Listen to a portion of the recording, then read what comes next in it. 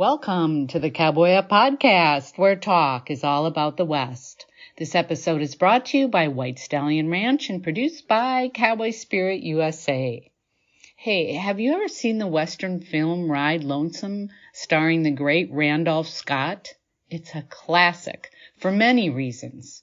Joining Russell and Alan is award-winning screenwriter Kirk Ellis, whose new book takes a deep dive into why the seminal film became a turning point for Westerns.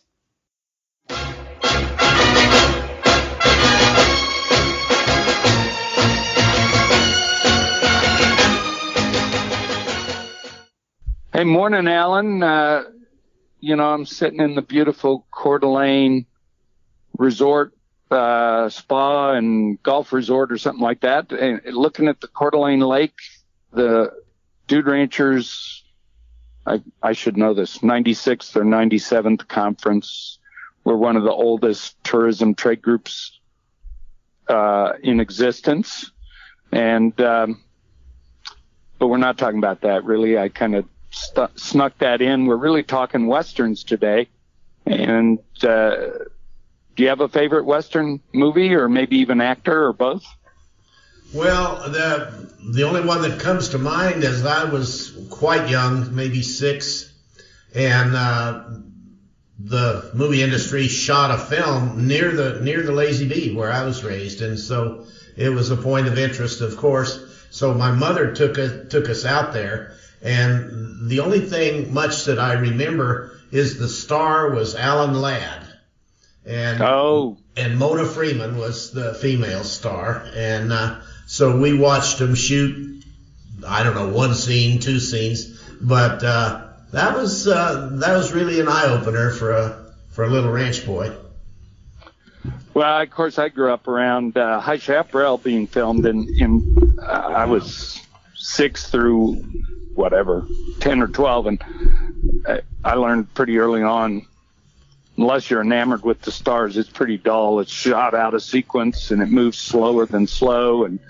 But anyway, Randolph Scott is one of the big names, and we have Kirk Ellis, former president of the Western Writers of America, with us today, and he's probably best known for having written and co-produced the 2008 HBO miniseries about John Adams, which garnered 2 personal Emmy Awards. In the show overall had 13 awards. Kirk's also written episodes for other TV miniseries, including Anne Frank, Into the West, Sons of Liberty, and he's currently nominated for a Writers Guild Award for the 2022 National Memorial Day concert that aired on PBS. And of course, back to Randolph Scott, Kirk's latest book is Ride Lonesome, and that's about the 1959 movie starring Randolph Scott. So it's really great to have you here with us, Kirk. We're Western movie fans, so you're right in our wheelhouse here. Well, it's a pleasure to be with you. And Alan, that movie you would have been on the set for as a kid was Branded from 1950 with Alan Ladd and Mona Freeman. Well, your memory is better than mine. I was trying to remember the name of the movie when I was driving up today, so thank you for that. Because that was only the day before yesterday, Yeah, that's actually it's a couple of years before Shane, which was 52. So you got in on the Alan Ladd craze before his most classic Western was shot. Well, it was a little different for a cow kid, to go there. So I'm sure. And they didn't invite us back. We used to show 16 millimeter films, actually the film on the old projectors at the ranch, and several of our films that my father's friend gave us were Alan Ladd movies. So he was certainly a big star in our house. So, well, Kirk, let's start out with you a little. What about your new book, and what made you decide to write about the movie Ride Lonesome? So a couple of years ago, the University of New Mexico Press put out the equivalent of what we call in the business an open call for a subject matter. They were looking to launch a series called The Real West, that's REEL, about influential Westerns, some of which would be very well known, some of which may be a bit more obscure. So I had a couple of things in mind, and I pitched Ride Lonesome because I had a personal relationship with both Bud Bedecker, and the director, and Burt Kennedy, the wonderful writer of that film. They were both mentors to me early on when I was an undergraduate student, and later as I was cutting my teeth as a reporter and an aspiring screenwriter in the L.A., dog-eat-dog world. And they accepted it. And it was a real chance for me to repay the debt that I owed to Burt and Bud for everything they taught me, and also to really celebrate this pinnacle of a series of Westerns that come to be known as the renowned Westerns from the late 1950s that were what we would call them B-Westerns now, but they were incredibly influential in the transition from classical to, for want of a better term, revisionist Western filmmaking that took over in the late 60s and early 70s. And what does that mean, revisionist? Well, it's a bit of a misnomer in the sense that, in the late 1960s, as with everything in Hollywood, when the old studio system started to collapse and you had the rise of independent filmmaking and a lot of young filmmakers and the incredible success of Easy Rider, there was a real challenging of the norms, the stereotypes, the iconography. And Westerns were made that challenged the John Ford image of the settling in the American West, partly influenced by the spaghetti Westerns that come out of Italy and Spain and even Germany in the mid-1960s. But these B-Westerns that Bud and Burt made were transitional in that they looked at the West from a very different point of view than the big studio stuff that was being made at the same time, partly because they had fewer resources, so they had to limit their stories. And these Ride Lonesome in particular is, for me, it's one of my all-time favorite Westerns. And I hope the book really puts it into the mainstream consciousness among Western aficionados, because it's very lean, it's very stark, it's very much man bent on revenge, man against the elements, all those themes that we're familiar with from countless Westerns, but really boiled down to a kind of existential minimalism that you don't really expect from B-Westerns, which we always associate, rightly or wrongly, with singing cowboys or Hopalong Cassidy or those kinds of things. Those Westerns could be really, really subversive. Now, I want to go back. I'm fascinated with what you're saying, but I want to go back and ask you what took you down this road early on. Did you always want to be in films? Did you always what directed you to where you are now? So I had a really great inspirational senior high school honors English teacher, Spencer Beasley from Tennessee. The first two books he assigned us, and we had to read them in tandem, were Crime and Punishment by Dostoevsky and Light and August by William Faulkner. So you knew going in you were going to be challenged to look at American literature in a very, very interesting, American and world literature in a very interesting way. And I really responded to written narrative. And he recognized at that latent stage the talent for writing in the essays I was doing for class and encouraged me to pursue a career in writing. So I'd been on the high school newspaper, and when I went out to California to USC for my college education, my undergrad education, I was on the newspaper there, USC Spectator. And though I had a degree in film, what was then called production and history criticism, they now lump it at USC as cinema studies. They give it this really highfalutin moniker, but it's the same set of classes. But I ended up working as a journalist in LA for the better part of 20 years at the Hollywood Reporter and the LA Times. And that experience, that was back in the days when it was written newspapers. It wasn't online journalism. It wasn't social media. You were going out, you were breaking stories, you were working on 2 stories a day. and you had to have them done. And they taught me discipline and deadline. And those are two gifts that have benefited me throughout my career as a screenwriter. And you can't work in Los Angeles, at least you couldn't in the go-go years of the 1980s, without following a kind of natural cycle of corruption into writing, changing from writing about the industry to writing for the industry. And so gradually I made that shift into screenwriting, first into low-budget production, then into features. I worked for Francis Coppola for a year and a half, adapting short stories that he was buying for his magazine, Zoetrope All Stories, and then ultimately wrote a series of fairly well-regarded biographical pieces for ABC television in the days when the three networks were making movies and making miniseries, and that set me on this current path. And I've been wanting to write a book about Bud and these Westerns for a very, very long time, but fortunately or unfortunately, I was just too busy working as a screenwriter. And then when the offer came up from UNM, it was a real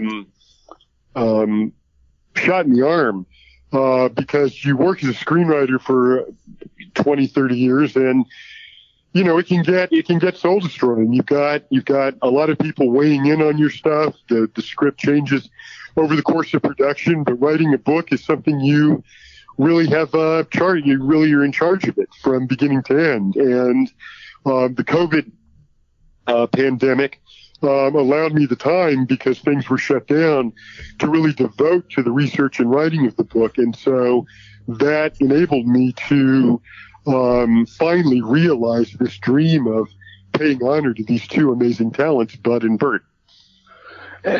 Can I ask you, Bud Bedecker and Ben is Bert Kennedy's the writer. Or Bert, sorry, Bert Kennedy is the writer. Okay, right. And I just wanted to get. And so the book was inspired by your interaction with them and their early help.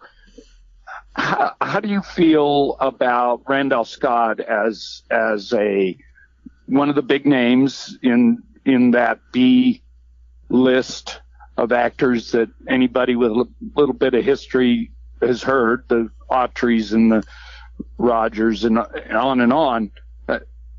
Where does he stand for you, particularly after the book? Well, Randolph Scott is one of the iconic figures of Western cinema. I mean, he's right up there with John Wayne, and he was always one of the top Western draws. I don't think he ever really fell out of stardom. He was an incredibly humble man. I had a glancing relationship with him back in 1982 when I put together the first Bud Bedecker retrospective in the United States, that when I was still an undergraduate student at USC, and we wanted Randolph Scott as a guest to talk about Bud and these films that really enabled him to make that transition from the sort of standard issue Westerns he was doing to his final film, Ride the High Country, which is really an extension of the characters he played for Bud and Bert in these renowned films. And I called Scott at his home in Beverly Hills, and people don't remember that Scott was one of the wealthiest men in Hollywood. He owned a lot of oil wells in Texas in the West, and he was more frequently seen on a set reading the Wall Street Journal than he was reading Variety or the Hollywood Reporter. That's fascinating. And so we wanted Randy to come to talk to the students, but we couldn't persuade him. And he said in that wonderful Virginia drawl of his, and he was calling me Mr. Ellis, when of course I was just a whippersnapper. He goes, well, he says, Mr. Ellis, I can't come down and talk. I spent so much of my life around 45 pistols. Then you fire enough of those pistols next to your ear, it's sometimes hard for you to hear everything. So it was really remarkable. And he was that way. He was very, very generous with his collaborators and his co-stars, and he was one of the even before John Wayne did it, he was one of the first Western actors to sort of take the reins of his own career and start his own production company that would allow him to generate roles for himself that may not be the ones that the studios were grinding out for him. So he was a remarkable figure, both in terms of Western cinema iconography and the business of making Western films. Hey, do you think that the shift from the big film companies, making and directing everything, to independent filmmakers is a good road to take and has been good for the industry? Well, I think you were speaking on the day of the Oscar nominations, so you can look at that list and go, 50% of the people looking at that list will go, things are a lot better than they used to be, and the other 50% will be going, things are a heck of a lot worse than they used to be. So it's an open question. The studio system had its benefits. One of them being that it was a training ground for people. It was a factory, and you worked on a lot of films. Writers were abused. There's no question of that. The Writers Guild started because the studios would just throw writers at a project. That script doesn't work. Let's give it to this guy. Oh, let's use pieces of that script and pieces of this script, and we'll figure out who to give credit to. But lately, we've lost that sense of apprenticeship. But I look at the films that came out roughly from this period in the late 1950s that I'm writing about, through the collapse of the studio system in the early to mid 1960s, and into that great period in the early 1970s, which for me, along with the early 30s, is the great period for American filmmaking, as a real revolution when artists and creators became in charge of their stories. And that was a great time. But it ended with Jaws and Star Wars, when you had these megalithic hits that played all over the country, and it all became about how much money you can gross the first weekend at the box office as opposed to how good's the film itself. I have to break in right now. I'm loving what you're saying, but we've got to take a short break, and sure, we want to be right back. And once again, ladies and gentlemen, Cowboy Up Podcast is off and running with, obviously, tales of the West and stories of lore and legend, and it's always entertaining, inspiring, and very instructing. I learn a lot of history right here, and I learn to enjoy it in a wonderful way, and that's what the Cowboy Up Podcast is all about, and we're glad that you support and recommend us to others. I'm Stan Husett. I'm the leader of What It Takes Radio, a company designed to help you get you and your business, for you to find your story and your audience and get it on this new reinvention of radio called podcast radio. It's no longer just radio for the big shots with big bucks. It's radio for the everyday man and woman who has a story to tell and some good wisdom, insight, truth, and counsel, and even something to make us laugh and smile like the podcast right here. And we are in the business of helping you make that a part of your life and business. So please reach out to me at Stan, S-T-A-N, at witradio.net, Stan at witradio.net, and we'll get you. We want you on the radio in 23. And now, back to the program.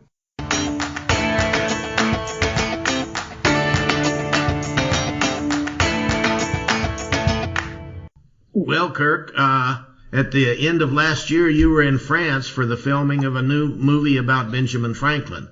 Do you want to share some of that with us?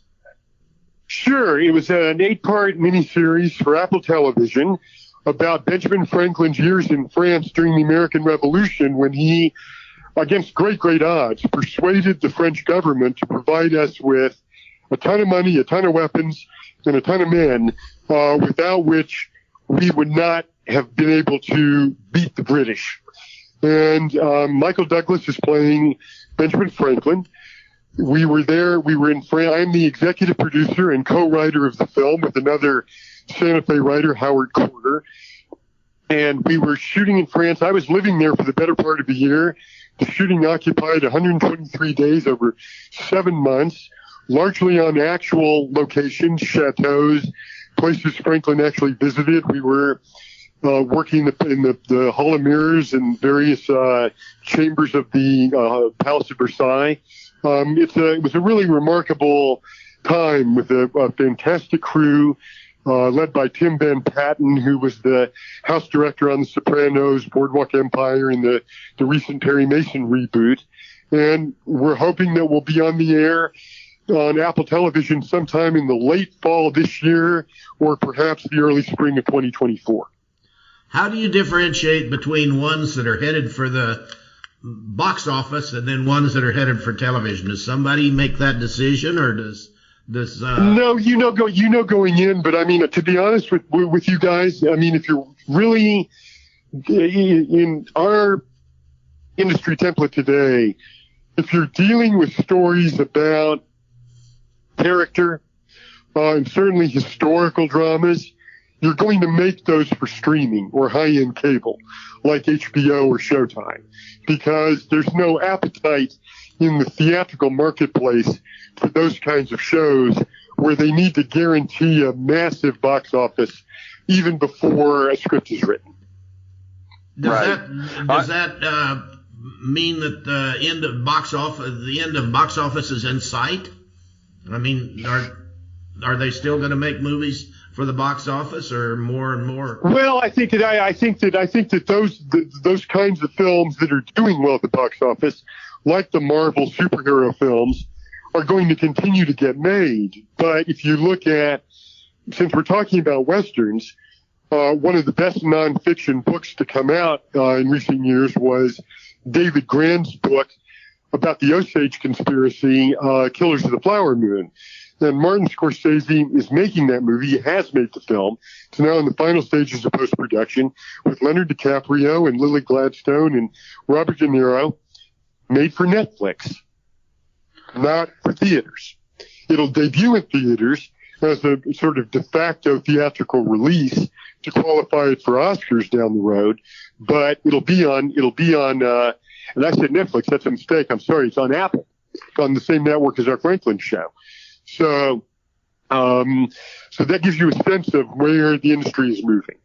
So let me ask you, Kirk, first of all, it must have been fascinating, Benjamin Franklin. I think, if I would aspire to pattern my own life after anybody in that very, very different time, but to extrapolate to today, that was a giant person, Benjamin Franklin. I think anybody would hope to follow any of his paths. Well, and I mean, I think that's interesting because, yes, and you can't do the Benjamin Franklin story. It's too vast.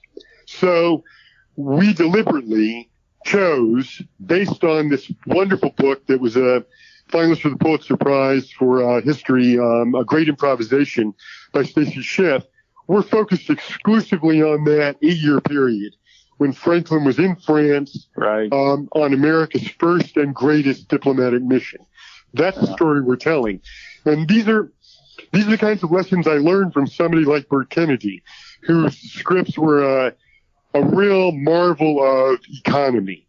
Tell the story you can tell in the amount of time you have to tell it, and don't be excessive.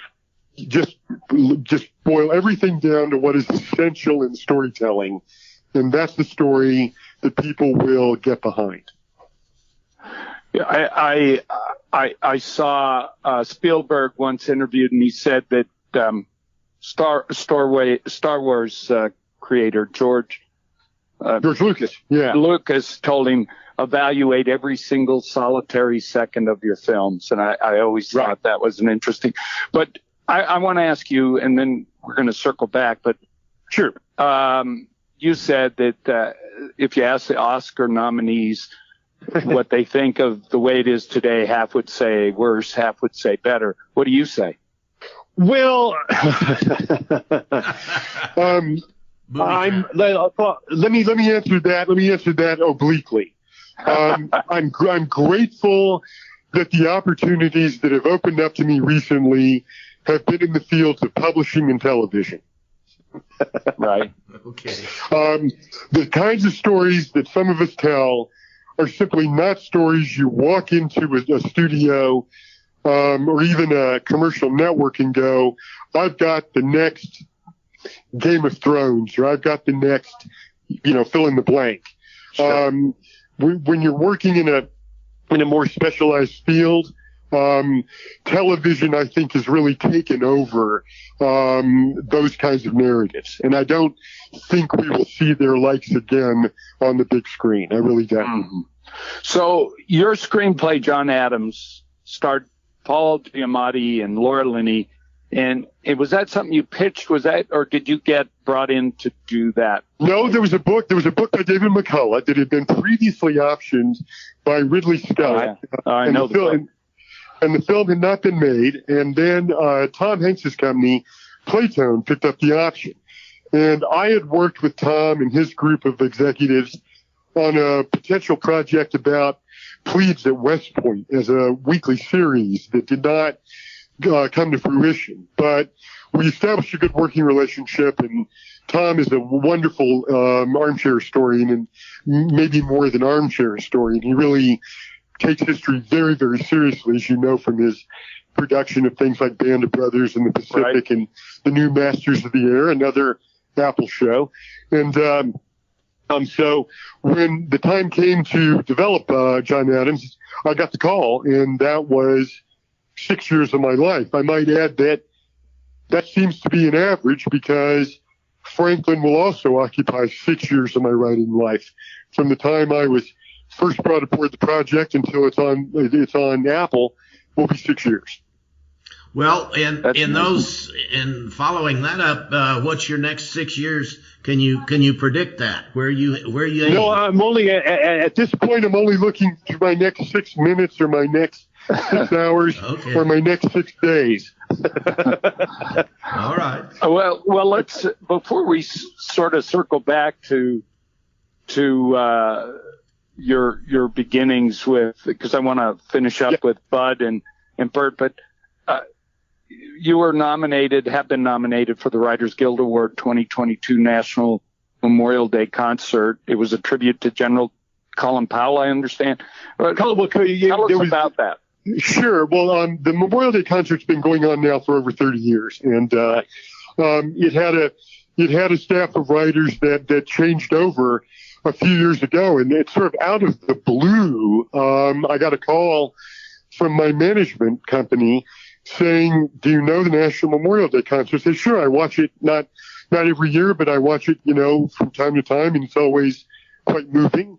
Well, they want you to join the team this year and write the 30th anniversary, and I was honored to do it, because it was a chance to give back. You don't often have those opportunities. So much is about, well, how much money am I making for this, and what is the potential of it getting made, but this was a chance to really do honor to people who have given that last full measure of devotion to their country and to what it represents. And it's been a great part of my life. I was even able to work on it while we were in pre-production for the 2022 show. And my principal contribution to the show are the stage monologues or dialogues where actors portray some of the honorees. I remember one I did year before last with Ray Lambert, who was a medic who hit the beach at Omaha on June the 6th. And part of the experience is getting to meet these people, to travel to where they live, and to hear their recollections, and then to find some way to make their experience tangible to an audience on Sunday before Memorial Day on PBS. And that show is always one of PBS's top-rated shows. I think it was again this year, along with Ken Burns' show on Ben Franklin, oddly enough. So that's how it came about. And it was a real surprised to get that nomination. I was just scrolling through the industry news, and the last thing I expected was to find my name in it, but there it was. So that was it. That was an unexpected grace note from that experience. But I spoke to the producers yesterday about the 2023 show in May, and we're now in the process of looking which stories to tell, and I'll be back doing it again. Terrific. Well, let's go back. How often I hear from people who really found success and it originated with a teacher, and what an important, I think that was your story, the teacher and the literature, and then it led to the two folks that are a big part of the book, Bud and Bert. Right. We should finish up with their influence on you and how it seems like they created an amazing career for you. So I can add one more teacher to your list. When I was an undergrad at USC, there was and is, although he's retired now, a terrific film historian and a gifted professor named Richard B. Jewell, who taught a class on Westerns. And that was where I first saw Ride Lonesome. It was on a double bill in class. In the renowned films, all of Puttenberg's films, the early films were always on a double bill, generally the back half of the double bill. And sure enough, there it was on the back half of a double bill with Winchester 73, the great Anthony Mann, James Stewart Western. And I'd never seen anything like Ride Lonesome. It was CinemaScope, but it was very minimalist. It was essentially 4 or 5 characters on this journey through this wasteland, all shot around Lone Pine in the Olancha Dunes up by Mount Whitney. And I was just incredibly taken with the style, the thematic concerns, the approach. And I wanted to know more about Bud, so I started researching his films and ultimately ended up doing, as I said earlier in this podcast, a retrospective of his work.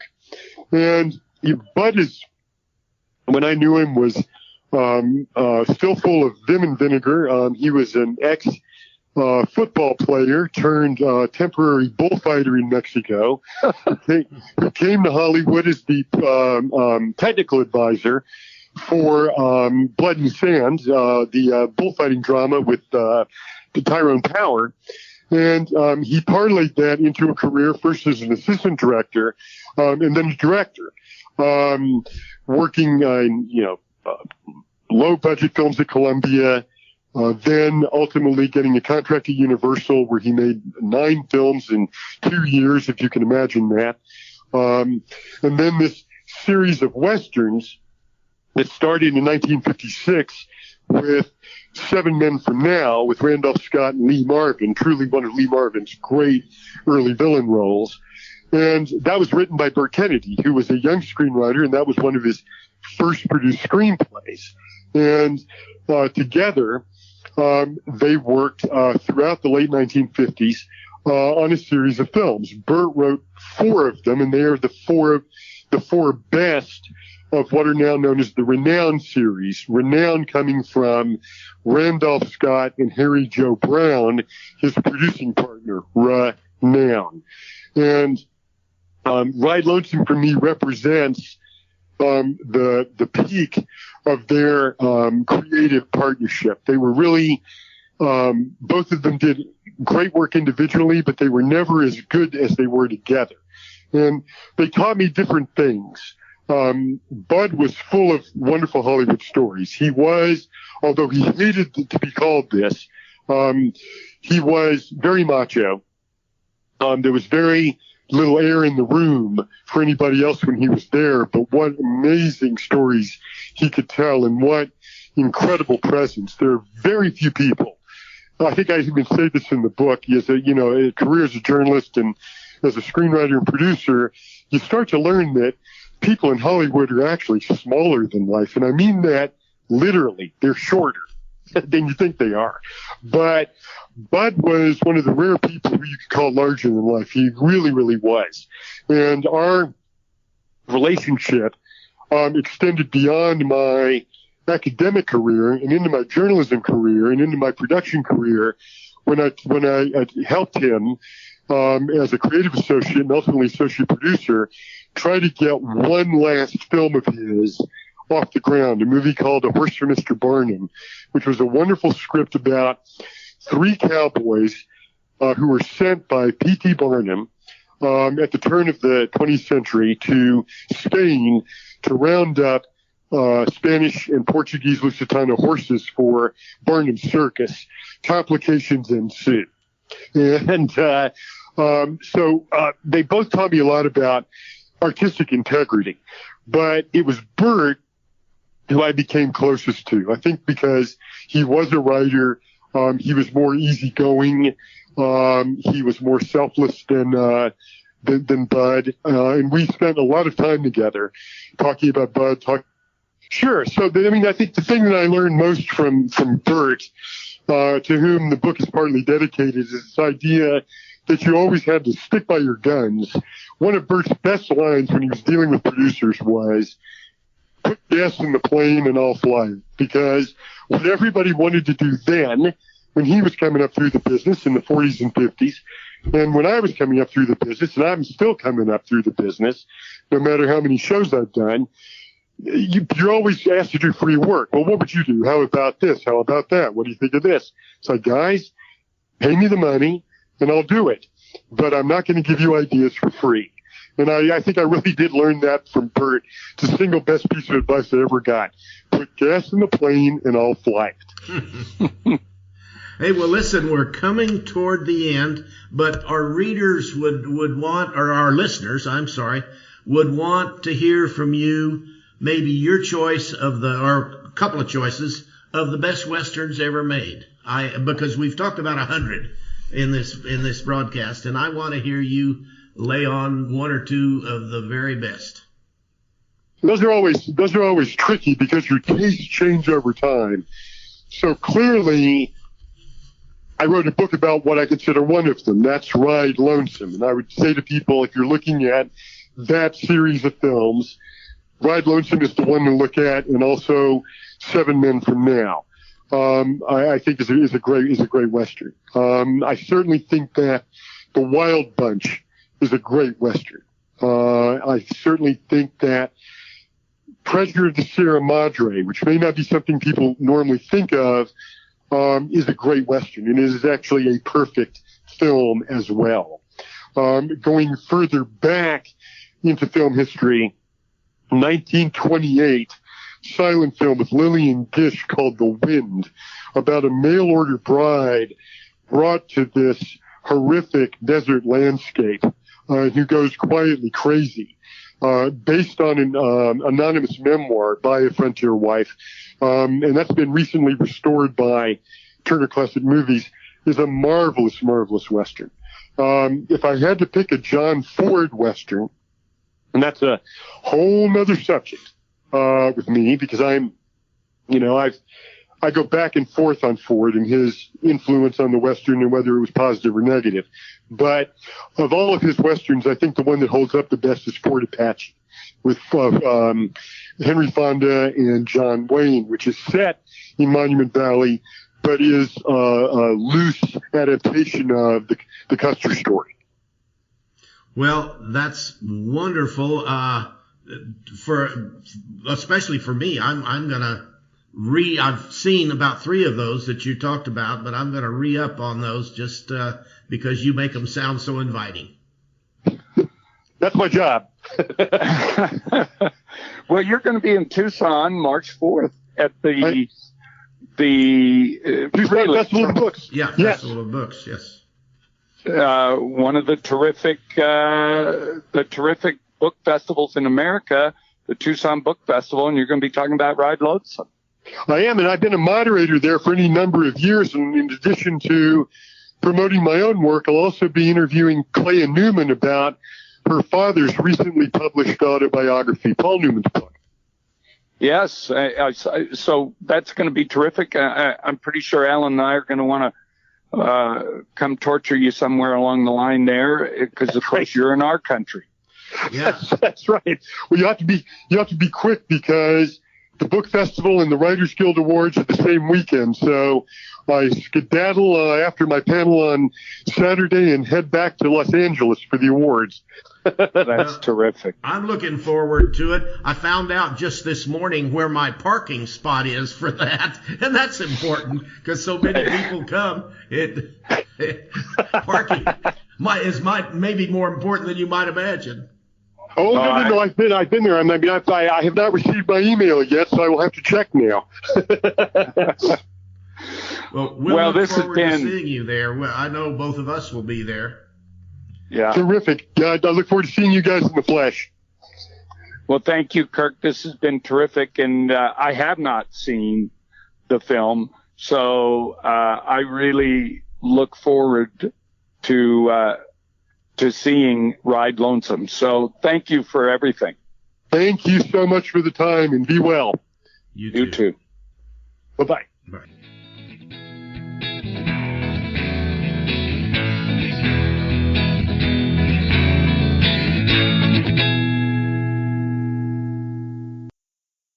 You know, Alan, Kirk was terrific, but personally, I feel like he opened up a door for me because, well, I certainly knew the name Randolph Scott.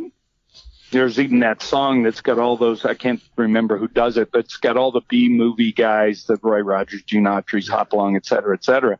And I never really paid a lot of attention to those folks because I think Kirk said it. B-movies sometimes get wrapped up into one bundle of sort of light singing cowboy Gene Autry movies, and maybe I didn't give it enough attention. I feel like the whole door's opened up because Ride Lonesome is in Kirk Ellis, obviously an expert's opinion, a great movie. So I'm intrigued. Well, I'll be right on your tail on that. He said some provocative things in the interview. It was a lot of fun. Friends, thanks for sharing your time today. A hats off to Stan Houston and his production company. If you're headed to the Tucson Festival of Books on Saturday, March 4th, you can meet Kirk Ellis. He'll be speaking at 1 p.m. and will sign copies of his book, Ride Lonesome. Visit TucsonFestivalofBooks.org to get the full lineup of authors and presentations.